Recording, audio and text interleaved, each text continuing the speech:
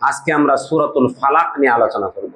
সূরাতুল ফালাক এবং সূরাতুন নাস এবং ইখলাস এই তিনটি সূরা খুবই গুরুত্বপূর্ণ। মানব জাতির পার্থিব জীবনের সব ধরনের অনিষ্ট, জাদু, জিন এ ধরনের মানুষের অনিষ্ট থেকে বাঁচার জন্য বা মানুষের হিংসা ফাসাদের আগুন থেকে বাঁচার জন্য এই তিনটি সূরা রক্ষা কবচ হিসাবে আল্লাহ তাআলা আমাদেরকে উপহার দিয়েছেন।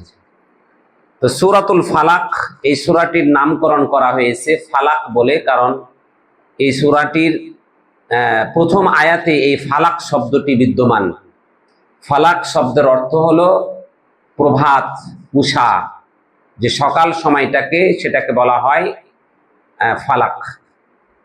তাহলে আয়াতের অনুবাদে যায় আমরা বিসমিল্লাহির রহমানির রহিম। আল্লাহ বলছেন, কুল, হে নবী বলুন, আউযু, আমি আশ্রয় প্রার্থনা করছি, বিরাব্বিল ফালাক, ফালাকের রবের নিকট, ফালাকের প্রতিপালকের নিকট।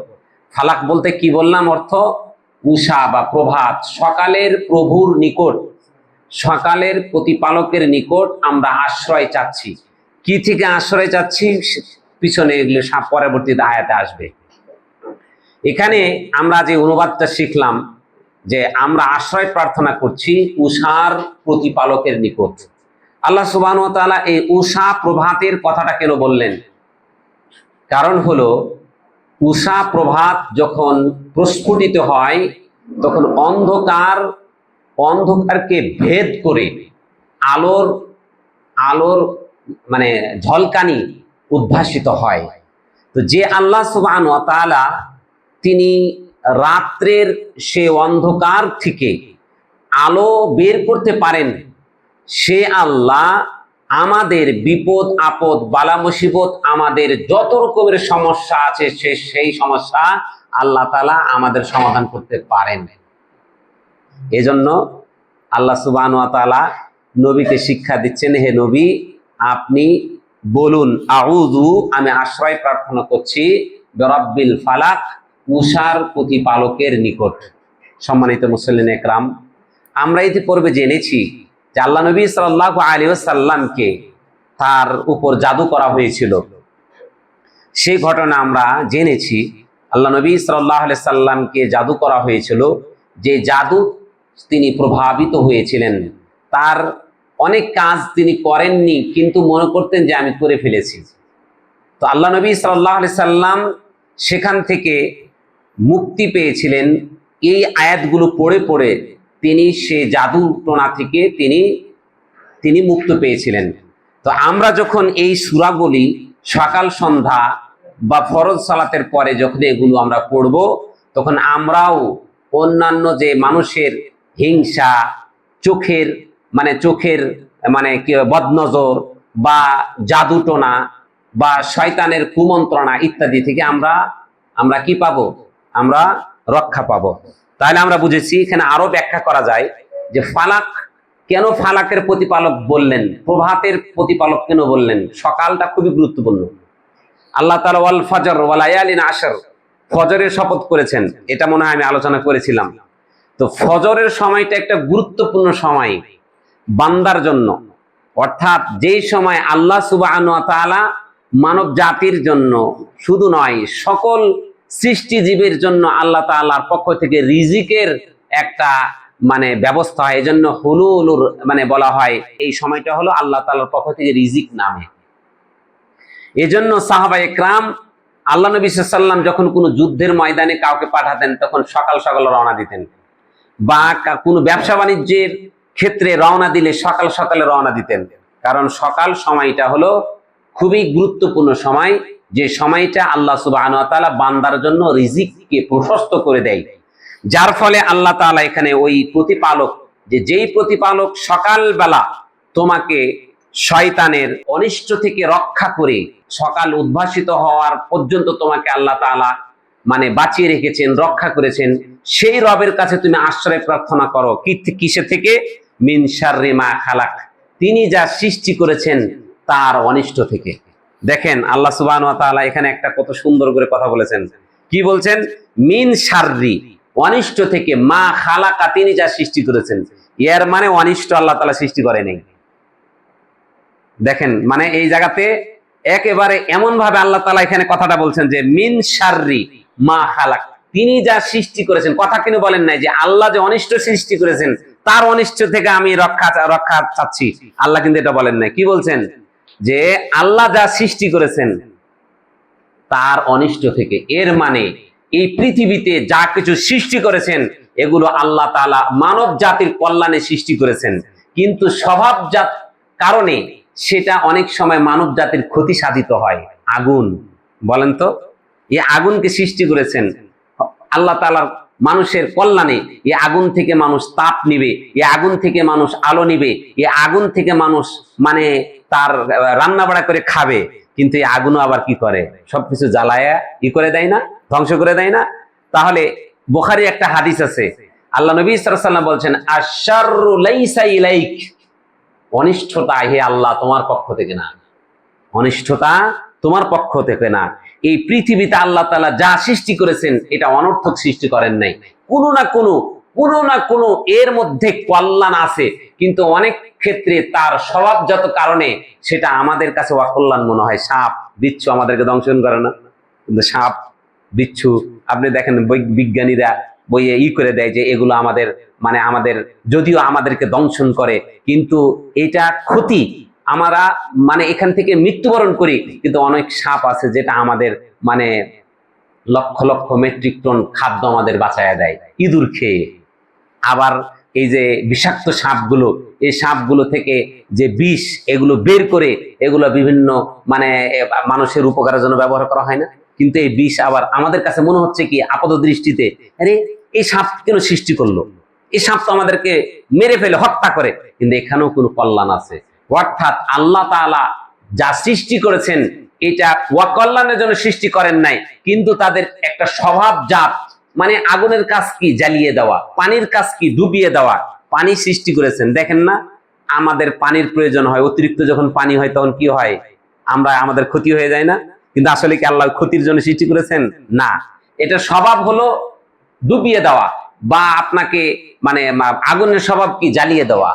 তো আল্লাহ তাআলা বলছেন কি মিন শাররি মা খালাক, তিনি যা সৃষ্টি করেছেন তার অনিষ্ট থেকে। আল্লাহ তাআলা এখানে বলেননি যে আল্লাহ যে অনিষ্টগুলো সৃষ্টি করেছেন তার অনিষ্ট থেকে আমরা তোমার কাছে আশ্রয় প্রার্থনা করছি। বিষয়টা বুঝেছেন?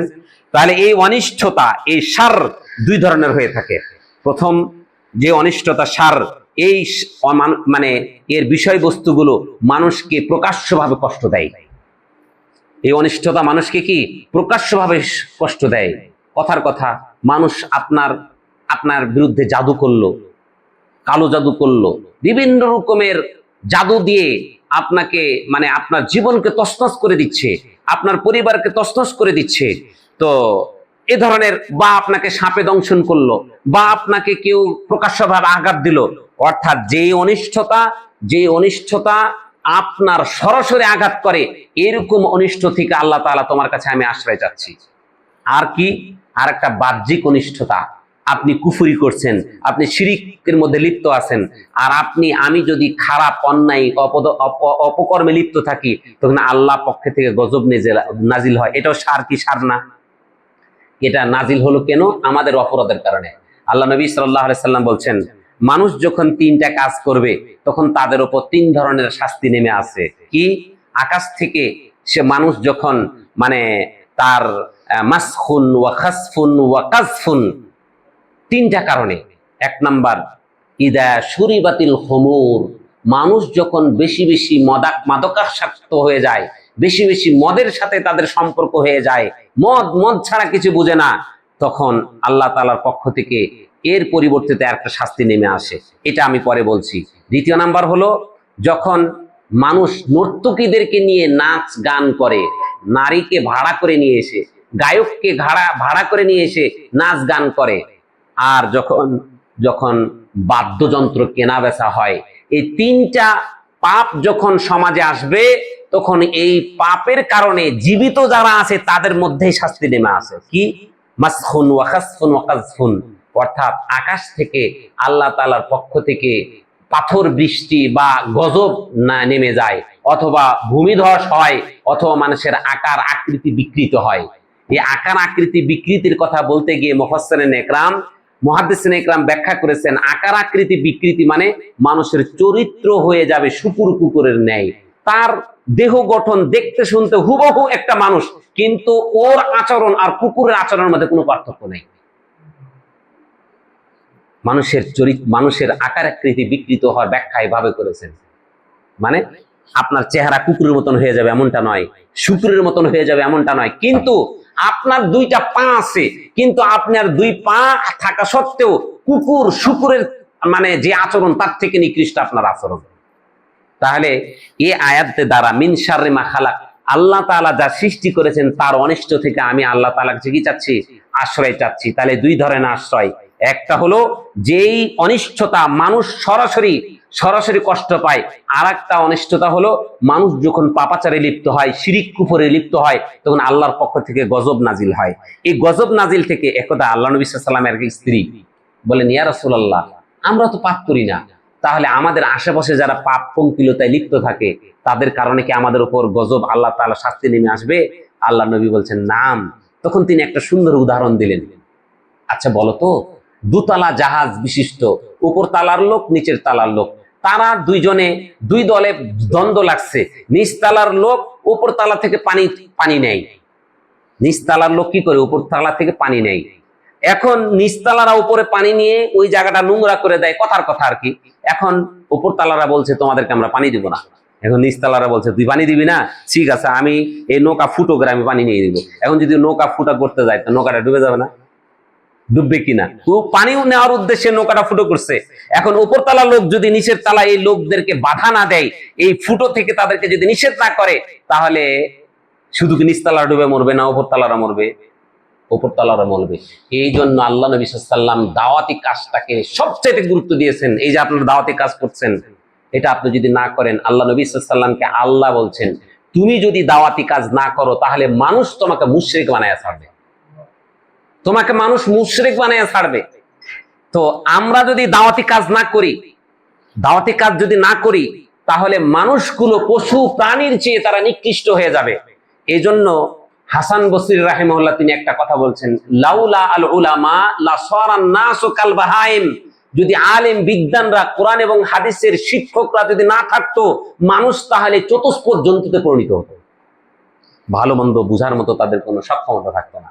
অথচ আমাদের এক শ্রেণীর মানুষ মানে মাইকটা ধরতে পারলেই, এই বিশেষ করে বাউল ফাউলরা বা এই যে যারা কি বলে, এই যে যারা এই যে সুফিবাদে বিশ্বাসী, তাদের ভাষা, হিজবুত তাওহীদ, এদের ভাষা শুনলে আপনি অবাক পাবেন, মনে হচ্ছে ইসলামটা তাদের কাছে নাজিল হয়েছে, ব্যাখ্যা বিশ্লেষণ তারাই জানে। অথচ বম মানে তার পেটের মধ্যে মানে হাজারো আঘাত করলো একটা কোরআন আয়াত শুদ্ধভাবে তার বের হবে না। এরাই জাতি এরাকে খাচ্ছে, জাতি এরাকে কি খাচ্ছে? কারণ এই জাতির বুঝতে হবে জাতির শিক্ষার দিক দিয়ে কতটুকু অধপতন হয়েছে, যে আজকে ভালো মন্দ বুঝার মতো তাদের কোনো জ্ঞান নেই। এটাও কিন্তু একটা অনিষ্টতা, এটাও কিন্তু একটা সার। এই সার আসছে কেন? কারণ কি? এই আসার কারণ হলো আল্লাহ সুবহানাহু ওয়া তাআলা বলছেন, যাহারাল ফাসাদু ফিল বাররি ওয়াল বাহরি বিমা কাসাবাত আইদিয়ান নাস, জলে স্থলে বিপদ আপদ বালা মুসিবত যেগুলো আসে এগুলো মানুষের হাতের কামাই। মানুষ যত রকমের অপরাধ করবে তার অপরাধের কারণে তাকে আল্লাহ তাআলা তাকে শাস্তির মধ্যে ডুবাই দেয়। এগুলো কিন্তু অনিষ্টতা। তাহলে এই যে মিন শাররি মা খালাক, এর অর্থ কি বুঝলাম? আল্লাহ তাআলা যা সৃষ্টি করেছেন তার অনিষ্ট থেকে আমরা আল্লাহ তোমার কাছে কি চাচ্ছি? আশ্রয় প্রার্থনা করছি। তাহলে বোঝা গেল যে এই আশ্রয়টা আমরা প্রত্যেকটি সালাতের পর, ফজর সালাতের পর 3 বার এবং মাগরিব সালাতের পরে 3 বার, আর প্রত্যেক সালাতের পরে, ফরজ সালাতের পরে 1 বার করে আমরা এই সূরাগুলো পড়া ছাড়বো না ইনশাআল্লাহ। এগুলো আপনারা যদি ঠিক মতন আমল করেন, কোনো দুষ্ট জিন এসে আপনার কোনো ক্ষতি করতে পারবে না। তাহলে এগুলো মিন শাররি মা খালাক। এবার আসেন ওমিন শাররি গাসিকিন ইযা ওয়াকাব, ওয়ামিন শাররি গাসিকিন ইযা ওয়াকাব, এবং অন্ধকারের অনিষ্ট থেকে যখন সেটা আরো অন্ধকার হয়ে যায়, অন্ধকারের অনিষ্ট থেকে আমি আশ্রয় চাচ্ছি। আল্লাহ কি বলছেন?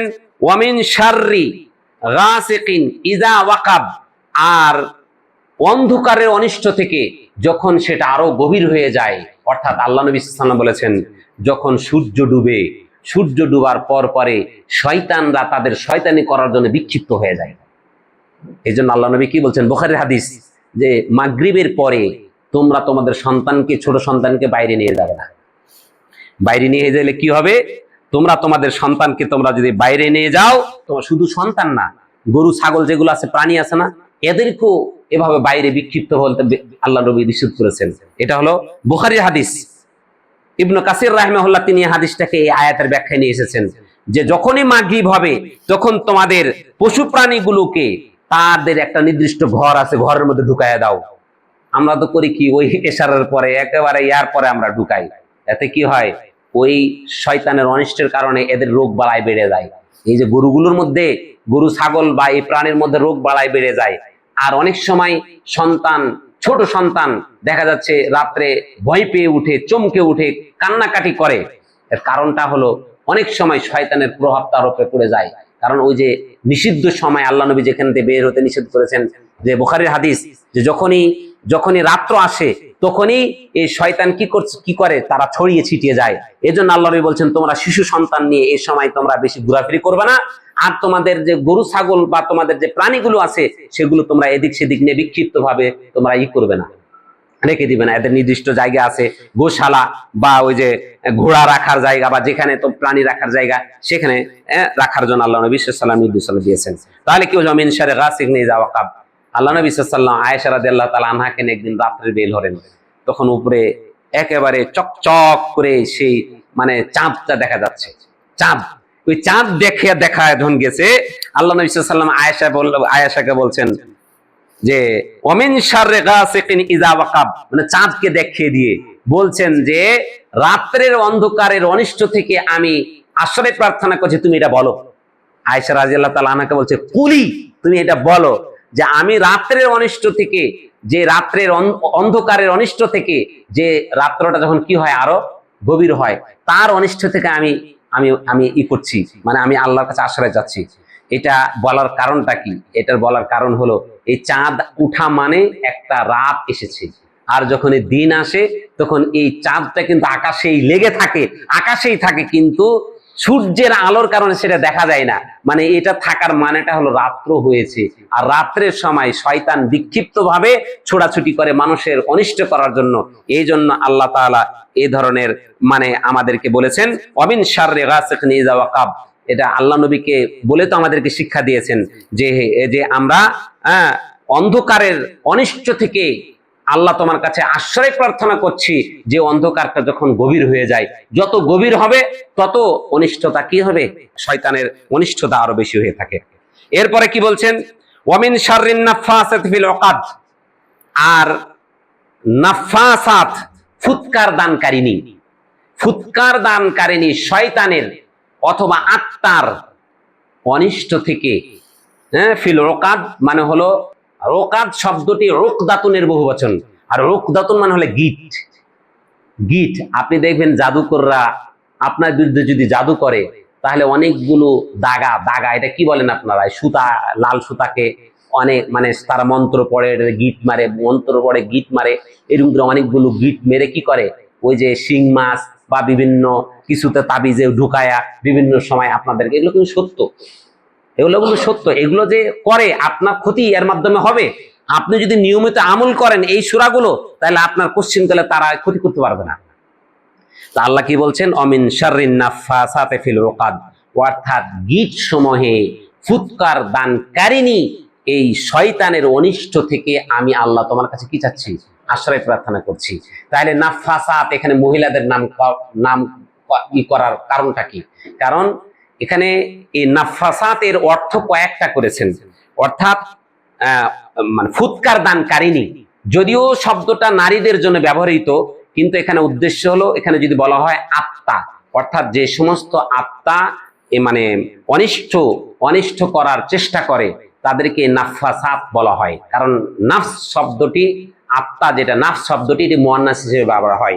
আরেকটা কথা হলো, যখন কোনো একটা সামগ্রিক অর্থাৎ জাদুকারিনী সকলকে যখন কোনো একটা জাতকে একত্রিত ব্যবহার করা হয় তখন বহুবচন করে সেটাকে স্ত্রীলিঙ্গ ব্যবহার করতে হয়। এটা হলো একটা গ্রামাটিক্যাল একটা নিয়ম, গ্রামারের একটা নিয়ম, যে আপনি কোন একটা জাতকে বুঝাবেন, মানে জাদুকরের জাত, এই জাদুকরের জাতকে আপনি যদি বুঝাতে চান তাহলে জাদুকারী জাদুকারিনী এদেরকে যদি আপনি মানে করতে পারেন, মানে বুঝাতে চান, তাহলে যেমন সাহির মানে হলো জাদুকর, কিন্তু আস-সাহারাতু যদি বলেন তাহলে এখানে জাদুকর জাদুকারিনী দুটোকে বুঝাবে। অর্থাৎ সাহিত্যের একটা পরিভাষা হলো যখন আপনি একটা জাতিকে বুঝাবেন যে জাতিটার মধ্যে নারী পুরুষ উভয় আছে, তখন ওই জাতিটার নামে নামকরণ করতে পারবেন স্ত্রীলিঙ্গের শব্দ দিয়ে বহুবচন বানানো। কথাটা বুঝেছেন? এজন্য এই আয়াতে কি করা হয়েছে, অমিন শাররিন নাফাসাতি ফিল উকাদ, অর্থাৎ সুতায় বা কোনো কিছুতে যারা মানে গিট মারে ফুৎকার দিয়ে তাদের অনিষ্ট থেকে, সেই সমস্ত শয়তান বা সেই সমস্ত প্রেতাত্মা বা তাদের আত্মার অনিষ্ট থেকে আমি আল্লাহ তাআলার কাছে কি যাচ্ছি, আশ্রয় প্রার্থনা করছি। সম্মানিত দিনী ভাইয়েরা, এরপর আল্লাহ বলছেন অমিন শাররি হাসিদিন ইযা হাসাদ, আর হিংসাকারীর হিংসা থেকে যখন সে হিংসা করে তার হিংসার অনিষ্ট থেকে আমি আল্লাহ তোমার কাছে আশ্রয় প্রার্থনা করছি। হিংসা আসলে কি জিনিস? হাসাদ মানে হিংসা মানে মনের মধ্যে একটা জ্বালা যন্ত্রণা করা। আপনার উন্নতি দেখে, আপনার আয় দেখে যদি কেউ জানে যে আপনার ছেলে একটা অফিসার হয়েছে, পাড়া প্রতিবেশীর ঘুম হারাম, পাড়া প্রতিবেশী কি এনে ঘুম হারাম, এই যে ঘুম হারাম হয়েছে মানে তার অন্তরে হাসাদ নামক আগুন জ্বলে গেছে, দাউ দাউ করে জ্বলছে, এটাকে বলে হাসাদ। এই হাসাদে এটা মারাত্মক ক্ষতিকর। আমার ওস্তাদ এই আয়াতের ব্যাখ্যা পড়াতে পড়াতে বলেছিলেন যে প্রতিবেশীর হিংসা সবচেয়ে বড় হিংসা। প্রতিবেশী কখনো মানে খুব কম সংখ্যকই আছে যে আপনার কল্যাণ চাই। তো একটা উদাহরণ দিয়ে বলেছিলেন যে একজন আল্লাহ তাআলার পক্ষ থেকে দূত আসছে, এসে বলছে যে তুমি আল্লাহর কাছে এমন কিছু চাও যা তুমি চাইবে তোমার প্রতিবেশীকে তার থেকে ডবল দেবে, মানে একটা গল্প আর কি। মানে প্রতিবেশীর হিংসা কতটুকু ভয়ঙ্কর হতে পারে এটা বোঝাতে গিয়ে আমার ওস্তাদ এটা বলেছিল। এমন অনেক হুজুররা এগুলা বলে থাকে। তো এটা কিন্তু কোনো না, হাদিস না বা এটাই না, জাস্ট একটু বোঝানোর জন্য। তো ঠিক আছে, তাহলে আমাকে একটা গাড়ি দাও। এখন একটা গাড়ি দেওয়ার সাথে সাথে প্রতিবেশীদের দুইটা গাড়ি হয়ে গেছে। আমার একটা বাড়ি দাও। এই আমার বাড়ি হতে হতে তো প্রতিবেশীর দুইটা বাড়ি হয়ে গেছে। তখন বলছে তুমি আর একটা কিছু চাও। তখন বলছে আমার একটা চোখ কানা করে দাও। আমার একটা চোখ কানা করে দিলে কি হবে? প্রতিবেশীর দুইটা চোখ কানা করে দিবে। অর্থাৎ হিংসাটা কতটুকু নোংরা হলে সে এটা করতে পারে। তুই পাইছস দুটা বাড়ি, আমার একটা বাড়ি না, তুই দুটা গাড়ি, আমার একটা গাড়ি না, তুই যেন এগুলা যেন দেখতে না পারিস, এই নিয়ামত তুই যেন দেখতে না পারিস, এই জন্য সে বলছে আমার একটা চোখ কানা করে দাও। মানে মানুষের হিংসাটা এতটা জঘন্য। বর্তমানে যেই হাসাদের কথা এখানে বলা হয়েছে, এই হাসাদ মানে হলো আপনার আয় উন্নতি দেখে সে আল্লাহর কাছে কামনা করে, বদদুয়া করে, বলে আল্লাহ তুমি আমাকে ধ্বংস করো, আল্লাহ তুমি তাকে ধ্বংস করে তার সম্পদটা আমাকে দাও, তার সম্পদকে আমাকে দাও। এটা হলো হাসাদ। আর এই হাসাদকারীর অনিষ্ট আপনার উপর প্রভাব পড়বে, আপনার উপরে কি হবে? প্রভাব পড়বে। আর একটা হাসাদ হলো কি, যে হাসাদ যে আল্লাহ তুমি তাকে আমাকে যদি না দিলে না দাও, ওটাকে ধ্বংস করে দাও। তুমি যদি ওর মতো আমাকে না দাও, একটা হলো কি তাকে ধ্বংস করে আমাকে দাও, এটা এক ধরনের হাসাদ। আর একটা হাসাদ কি, তুমি যদি আমাকে না দাও, না দিলে না দাও, কিন্তু ওয়ারটা ধ্বংস করো। আমি আমার এটা সহ্য হচ্ছে না, ও এভাবে গাড়ি বাড়ি এভাবে এত ভালো কিছু সে এরকম আরাম আয়েসে থাকতেছে, আমার এটা সহ্য হচ্ছে না, তুমি আল্লাহ তোমাকে ধ্বংস করো। এটা হলো এক ধরনের। কিন্তু যে হাসাদ, যেটাকে গিফটা বলা হয়, যেটা জায়েজ, আপনি বলতে পারেন আল্লাহ তুমি আর প্রতিবেশীকে এত সুখ শান্তি দিয়েছো, আল্লাহ তুমি আমাকেও দাও, আল্লাহ তুমি তার এই সুখ শান্তিতে বারাকা দাও, এবং আল্লাহ তুমি আমাকে তার মতো দাও। আপনি এটা চাইতে পারেন, এটা আপনার জন্য হালাল, এবং এটাই একজন মুসলিমের কামনা হতে পারে যে আপনি অন্যের জন্য বরকত কামনা করবেন, অন্যের জন্য কল্যাণ কামনা করবেন, অন্যের জন্য ভালো কামনা করবেন। আল্লাহ তাআলা আপনাকেও এই বরকত আল্লাহ তাআলা আপনাকে দিবেন। যদি আল্লাহ আপনাকে না দেন, জেনে রাখুন এখানে যদি আপনি সবুর করেন, ধৈর্য ধারণ করেন, এর বদলা, এর ফয়সালা হয় আপনার সন্তানদের মধ্যে দিবে, অথবা আপনার পরবর্তী সন্তানদের মধ্যে দিবে। এগুলো যদি আপনাকে দুনিয়াতে না দেয়, তাহলে আপনার মানে দুনিয়ার জীবনের এমন কিছু মানে অনিষ্টতা আসবে, যে অনিষ্টতা একেবারে মানে আবশ্যক আসতেছে, আল্লাহ তাআলা সেখান থেকে আপনাকে রক্ষা করবেন। এই দুইয়ের যদি একটাও না হয়, আল্লাহ তাআলার পক্ষ থেকে ওয়াদা আছে আপনাকে পরকালে এমন কিছু দিবেন, আপনি ধন্য হয়ে যাবেন। সম্মানিত দিনী ভাইরা, তাহলে হাসাদ একটা মারাত্মক জ্বালাময়ী, মানুষের অন্তর পীড়া দেওয়া। জেনে রাখুন, এই হাসাদ সর্বপ্রথম আল্লাহ তাআলার আকাশে প্রথমে সৃষ্টি হয়েছে। হাসাদ কে বলেন তো? যখন আদম আলাইহিস সালামকে সিজদা করলো না, তখন শয়তানকে কি বলল? হ্যাঁ, তুমি হলা বিতাড়িত শয়তান, জান্নাত থেকে তুমি বের হয়ে যাও। যখন বের হয়ে গেল, তখন এই বিতাড়িত শয়তান হিংসা শুরু করে দিল। আদম একটা মাটির মানুষ, আমি হলাম আগুনের তৈরি। মাটির কাজ হলো নিচ দিকে যাওয়া, আগুনের কাজ হলো উপর দিকে, তার লেলিহান শিখা উপর দিকে যাওয়া। আমি মানে তার হিংসা সে কোনোভাবে মেনে নিতে পারে না। সে করলো কি, আদম আলাইহিস সালামকে সে বিভিন্ন রকমের কলা কৌশল করে জান্নাত থেকে বিতাড়িত করার জন্য তাকেও ওয়াসওয়াসা প্রদান করলো। এই হিংসাটা শুরু হয়েছে কোথায়? হ্যাঁ হ্যাঁ, জান্নাতে হিংসা শুরু হয়েছে। এবং জমিনের প্রথম হিংসাকে আদম আলাইহিস সালামের দুই সন্তান হাবিল এবং কাবিল। কিভাবে হিংসা শুরু হলো ইতিহাস জানেন না? বলবো। হ্যাঁ, হাবিল এবং কাবিল দুই সন্তান। আল্লাহর পক্ষ থেকে বিধান হলো যে হাবিলের সাথে যেই মেয়ে কন্যাটি হবে, পরবর্তীতে কাবিল হয়েছে বা আগে হয়েছে, অর্থাৎ প্রথমে যমজ সন্তান হতো, একটা ছেলে একটা মেয়ে। পরবর্তীতে আবার যে ছেলে মেয়ে হতো, উলট পালট করে বিয়ে হতো। মানে ওই ঘরের মেয়ে এই ঘরের ছেলে, এই ঘরের ছেলে ওই ঘরের মেয়ে, এভাবে উলট পালট করে বিয়ে দেওয়ার বিধান কার ছিল? আল্লাহর পক্ষ থেকে। তো কাবিল মনে করলো আমার সাথের মেয়েটা সুন্দরী রূপসী, আর হাবিলের সাথে যে মেয়েটা ছিল এই মেয়েটা একটু দেখতে কুৎসিত, এমন সুন্দরী ছিল না। আল্লাহর বিধান, এটা মেনে নিতে হবে। এখন হাবিলের ভাগ্যে যেটা পড়ে গেছে, সুশ্রী সুন্দর মেয়ে পেয়ে গেছে, এখন ও মেনে নিতে পারে না। না, আমি এটা কোনোভাবে মেনে নিব না, কারণ ও সুন্দরী, আমি আমি আমার হক, কারণ সে আমার সাথে হয়েছে। কোনোভাবে মেনে নেয় না। বলছি এটা তো আল্লাহর বিধান, এটা আল্লাহর বিধান, তোমাকে এটা মানতে হবে। বলছে না, আমি এটা কোনোভাবে মানবো না, তাহলে আমি তোমাকে হত্যা করবো। তাহলে তো আমি কি করব? হত্যা করবো। তুমি যদি মেনে না নাও, তাহলে আমি তোমাকে হত্যা করবো। কারণ হাবিল বলছে, তুমি যদি আমাকে হত্যা করো, তাহলে জেনে রাখো আমি তোমাকে হত্যা করার জন্য আমার হাতকে প্রসারিত করবো না। সে ঠিকই তার ভাইকে এই হিংসার বশবর্তী হয়ে, এই কারণে এই হিংসা বশবর্তী হয়ে এই জমিনের প্রথম হিংসা আদম আলাইহিস সালামের এই দুই সন্তানের মধ্যে চালু হয়। এই হিংসা ফাসাদের মাধ্যমে পৃথিবীতে যত রকমের হত্যাকাণ্ড হবে, যত রকমের এই হিংসার যে পাপাচারে অন্যান্য যে ক্ষতি সাধিত হবে, এর কারণে একটি অংশ ওই কাবিলের অংশ সে অবশ্যই পাবে। হত্যা, এই হত্যা প্রথম পৃথিবীর আল্লাহর জমিনে হত্যার সূচনা করছে সে, হিংসার সূচনা করছে সে। এই হিংসা এবং এই হত্যার একটা অংশ সে অবশ্যই সেটা পাবে। এটা মুহাদ্দিসিনে ইকরাম, মুফাসসিরিনে ইকরাম এরকম ব্যাখ্যা করে থাকেন। সম্মানিত দিনী ভাই, তাহলে আল্লাহ তাআলা যেই হিংসুকের হিংসার অনিষ্ট থেকে, যখন সে হিংসা করে, এর অনিষ্ট থেকে আমরা আল্লাহর কাছে আশ্রয় প্রার্থনা করছি। দেখুন, আল্লাহ নবী সাল্লাল্লাহু আলাইহি সাল্লাম যখন নবুয়ত পেলেন, তার কাছে মানুষগুলো যখন ঘুরঘুর করতে লাগলো, এটা কাফের মুশরিকরা সহ্য করতে পারে না, হিংসায় জ্বলে পড়ে যেত। খালি বদনাম। রাস্তা দিয়ে হাঁটতেছে, দেখতেছে আল্লাহ নবী সাল্লাল্লাহু আলাইহি সাল্লাম কয়েকদিন আগে তার পুত্র ইব্রাহিম মারা গেছে।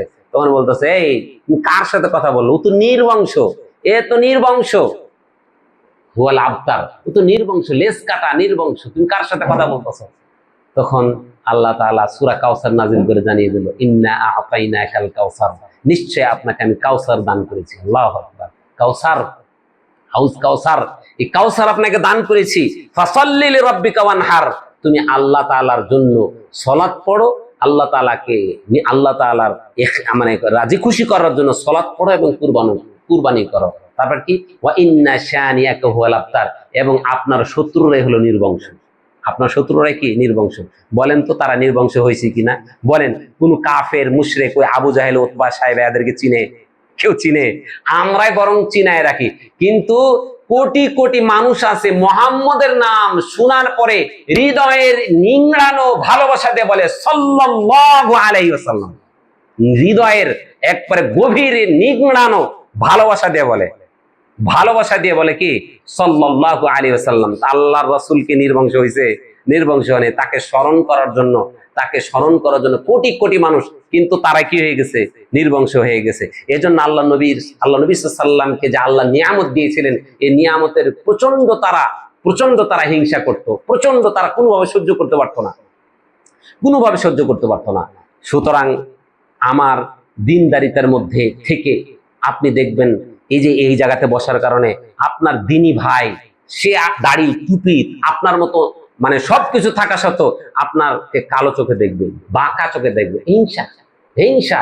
সে মনে করে ও একমাত্র হকের মধ্যে আছে আর আপনি বাতিল, অথচ সে একবারও আপনার এই এই দাওয়াতি এইখানে এসে বসবে না, জানবে না, শুনবে না, এমনি বিরোধিতা করার বিরোধিতা করবে, এমনি বিরোধিতা করার বিরোধিতা করবে। একটা ঘটনা বলি, এটা আল্লাহ নবী সাল্লাল্লাহু আলাইহি সাল্লামের এক সাহাবী, আল্লাহ নবী সাল্লাল্লাহু আলাইহি সাল্লাম এর একজন সাহাবী, তিনি মক্কা গেছেন। মক্কা যার বুখারীর হাদিস, মক্কা গেছেন। মক্কা যাওয়ার পরে কাফেররা বলে দিছে আল্লাহ নবী সাল্লাল্লাহু আলাইহি সাল্লামের হিজরতের নবুয়তের ৫ম বা ৬ষ্ঠ ৭ম বছরের দিকে নবুয়ত পাওয়ার, তো ওই কাফের মুশরিকরা বলে দিছে তুমি কিন্তু মুহাম্মদের কথা শুনো না, মুহাম্মদের কথা শুনলেই তোমার মানে তোমার যে আত্মীয় স্বজন আছে ওদের মধ্যে একটা মত পার্থক্য তৈরি করে দিবে, তোমার মধ্যে একটা বিভক্তি তৈরি করে দিবে। তুই একজন কবি ছিল, এই সাহাবী তিনি একজন কবি ছিলেন এবং তিনি এই কবি ছিলেন, তার একটা বুধ শক্তি আছে। তখন সে কি করছে, দুই কানের মধ্যে তুলা ঢুকাই দিছে। তুলা ঢুকাই দিয়ে সেখানে থাকতে হঠাৎ করে তার মনের মধ্যে হলো, কিরে আমি তো একজন সচেতন মানুষ, তাহলে আমি কানের মধ্যে তুলা ঢুকাই রাখছি, এটা কেমন কথা। তখন সে কানের তুলা খুলে ওই মক্কার ওইখানে মুহাম্মদ সাল্লাল্লাহু আলাইহি সাল্লামের সেই কোরআনের আলোচনা শুনছিলেন। শুনতে শুনতে তার সেটা ভালো লেগে গেল। ভালো লেগার পরে সে কি করলো, ইসলাম গ্রহণ করলো। ইসলাম গ্রহণ করার পরে সে আসলো এলাকায়, এসে প্রথমে তার স্ত্রীকে দাওয়াত দিল, তার স্ত্রী ইসলাম গ্রহণ করলো, তার বাপকে দাওয়াত দিল, তার বাপ ই করলো, ইসলাম গ্রহণ করলো, তার মা এই যে দাউস গোত্র আর কি, দাউস ইয়ামানের একটা গোত্র, ইয়ামানের গোত্র দাউসি গোত্র, এই গোত্র সে কি করলো, এভাবে তার পারিবারিকভাবে ইসলাম কবুল করে নিল। এরপরে আবু হুরায়রা রাদিয়াল্লাহু তাআলা আনহু নাম তো শুনেছেন সর্বাধিক, এই সাহাবীর মাধ্যমে তিনি এই দাউস গোত্রের এদের মানে প্রধান গোত্র হলো আল আজদ গোত্র, কিন্তু এই দাউস গোত্রের এই মানে এই সাহাবী আবু হুরায়রা রাদিয়াল্লাহু তাআলা আনহু তার দাওয়াতে, এই সাহাবীর দাওয়াতে আবু হুরায়রা রাদিয়াল্লাহু তাআলা আনহু ইসলাম গ্রহণ করেন এবং খাইবারের সময় ৭ম হিজরির দিকে ওই সময় আল্লাহ নবী সাল্লাল্লাহু আলাইহি ওয়াসাল্লামের কাছে এসে তিনি আর ওইদিকে যান নাই, থেকে গিয়েছেন। আর নবী করিম সাল্লাল্লাহু আলাইহি ওয়াসাল্লামের হাদিস সংগ্রহের কাজে তিনি একেবারে আল্লাহ নবীর জীবদ্দশা তিনি যতদিন ছিলেন বাকি সময়টা তিনি কাটিয়ে আল্লাহ নবী সাল্লাল্লাহু আলাইহি ওয়াসাল্লামের কাছ থেকে ইলম গ্রহণ করেছেন।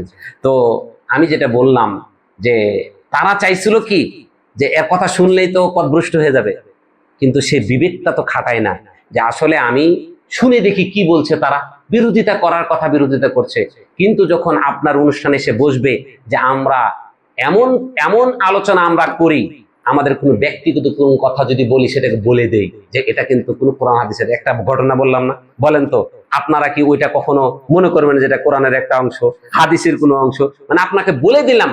এছাড়া প্রত্যেকটা যে কথাগুলো বলি সেই কথাগুলো আমরা নিজস্ব কোনো কথা বলি না, আমরা কি করি, এগুলো হয় ক্বাল আল্লাহ ক্বাল রাসূল, আল্লাহ বলেছেন, রাসূল বলেছেন, সাহাবী বলেছেন, তাবি বলেছেন, তাবি বলেছেন, অর্থাৎ আল্লাহ তার রাসূল এবং তাদের একনিষ্ঠ অনুসারীদের কথাগুলো শুধুমাত্র আপনাদেরকে নকল করে করে আমরা শোনাই।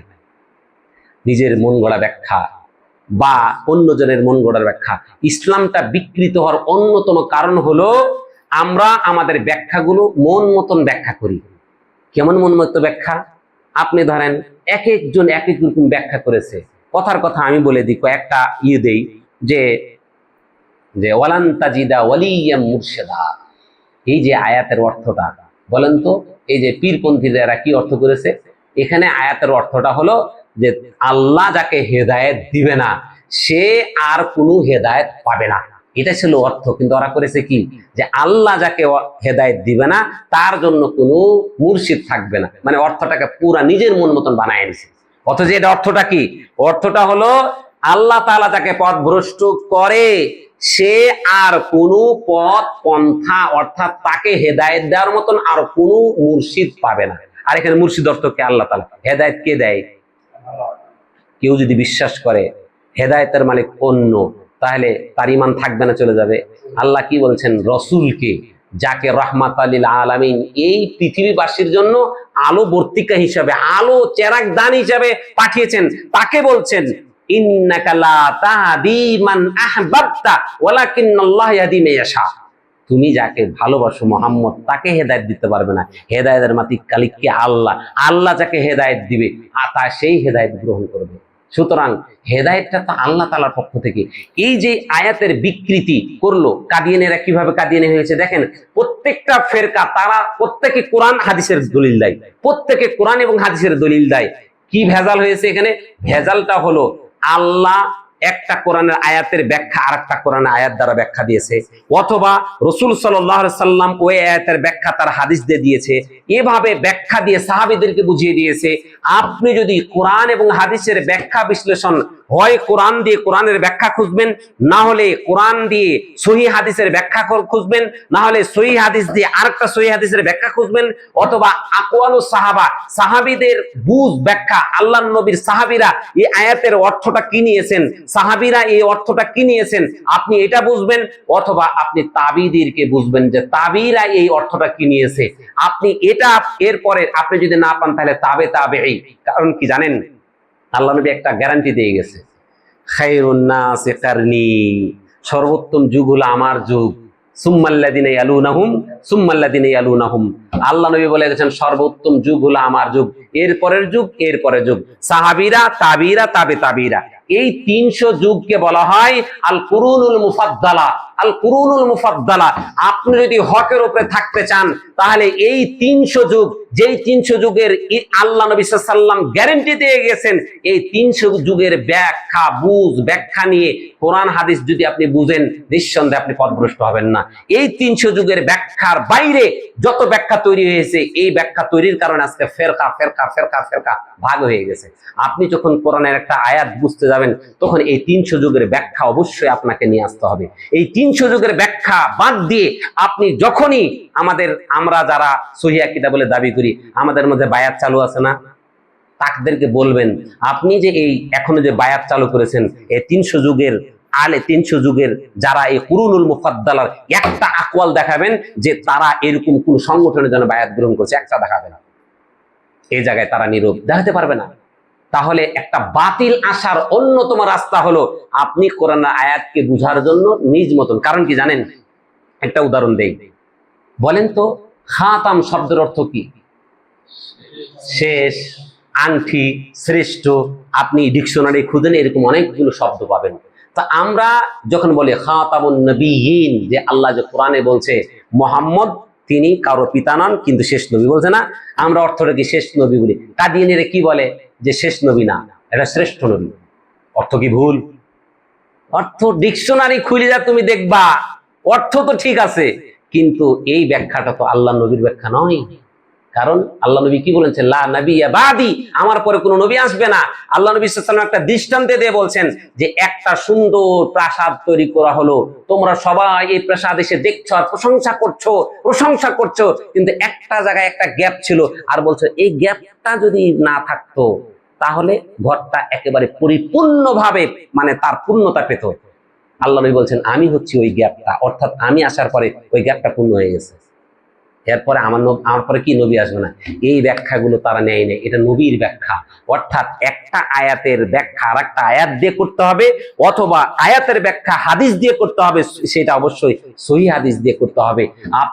আমরা যদি 300 যুগের ব্যাখ্যা যদি আমরা গ্রহণ করি, আমাদের সমাজে মতপার্থক্য থাকবে না। খালি ওরে ধরবেন, তুমি যে এই ব্যাখ্যাটা নিয়ে আসলা, এই 300 যুগের ব্যাখ্যা থেকে তোমাকে দেখাইতে হবে, হয় হাদিস দেখাতে হবে সহিহ হাদিস, অথবা কোরআন আয়াতের দেখাতে হবে, অথবা গ্রহণযোগ্য যে তাফসির গুলো আছে সে তাফসিরের কিতাবে থাকতে হবে।